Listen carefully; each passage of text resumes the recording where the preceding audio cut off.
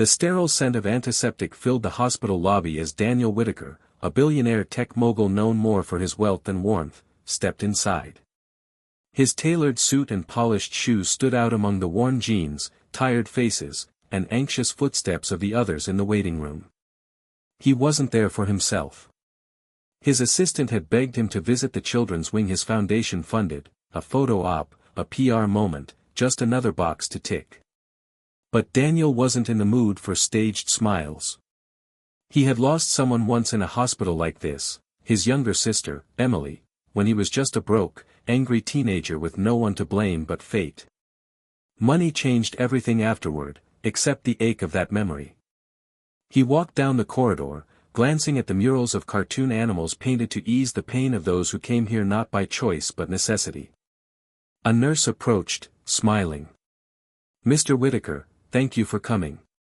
The kids are so excited. Especially one little boy, Eli. He's been asking about you all week." "Eli?" Daniel raised an eyebrow, indifferent but curious. "Yes, he's 7.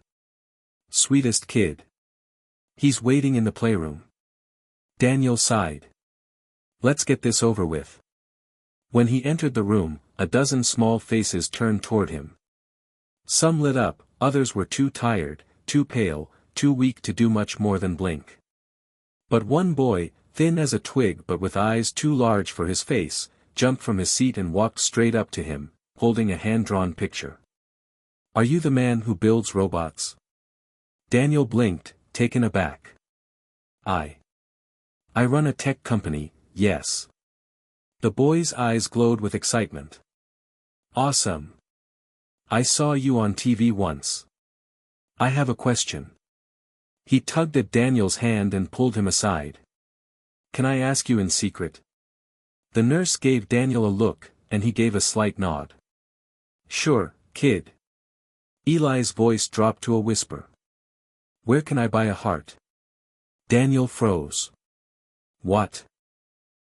"A heart," Eli repeated, like it was the most natural question in the world. "A new one. Mine's broken. Mommy cries when she thinks I'm asleep. I heard the doctor say I need a transplant. But I don't think Mommy has enough money to buy a heart." "You're rich, right? Can you tell me where hearts are sold?" Daniel stared at him, words failing. The room seemed to close in, the air suddenly heavier. In all his boardrooms and luxury penthouses, no one had ever asked him anything so raw, so impossible. They're not sold in stores, Eli," he finally whispered. "Oh." The boy looked down, disappointment flickering across his face. "I thought maybe in those big robot labs, you could build one. Or buy one, like spare parts." He looked up again, more hopeful than pleading. "You could if you wanted, right? You could help me get one." Daniel's throat tightened. He couldn't remember the last time he felt that kind of helplessness. Not since Emily, lying in a hospital bed, waiting for a donor that never came. Later, sitting in his black SUV, Daniel didn't leave immediately. The driver glanced at him in the rearview mirror. "Everything okay, sir?" Daniel didn't respond. His mind was stuck on Eli's face. The hope. The trust. The quiet surrender behind his innocent question. That night, Daniel canceled his meetings. He didn't go to the gala. He went home, sat on the edge of his massive bed, and cried.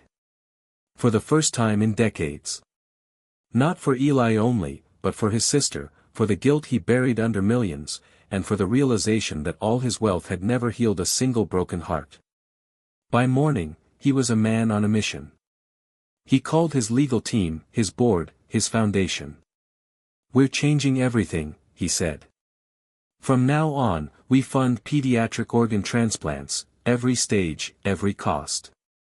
I don't care about tax breaks or headlines. I care about that kid getting a heart." They hesitated at first, then listened. Because when Daniel Whitaker meant something, he didn't stop until it was real.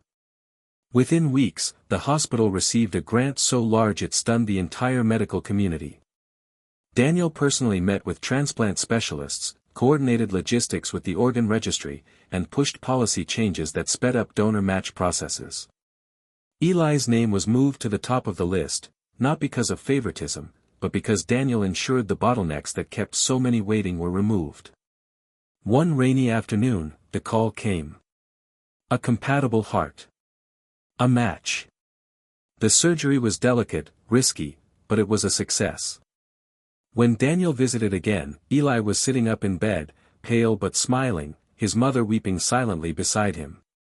"You did it," Eli said with a weak but bright grin. "You found where to buy a heart." Daniel chuckled, swallowing the lump in his throat. "No, Eli. You gave me mine back."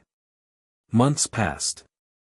News outlets picked up the story, "Billionaire saves boy after heartbreaking question." Donations flooded in. Parents shared similar stories. Hospitals reached out.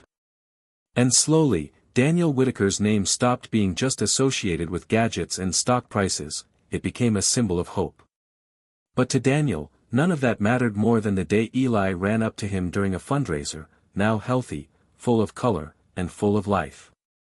He hugged Daniel tightly and said, "I'm going to be a doctor when I grow up. So I can help build hearts too." Daniel knelt down, tears in his eyes. "You already did, Eli. You helped build mine." And from that day forward, Daniel carried a small hand-drawn picture in his wallet, the one Eli gave him that first day. It wasn't much. Just a robot holding a heart. But for Daniel, it was everything. Because sometimes, the most valuable things aren't bought, but given. Sometimes, a child's simple question can change a life. Or even save one.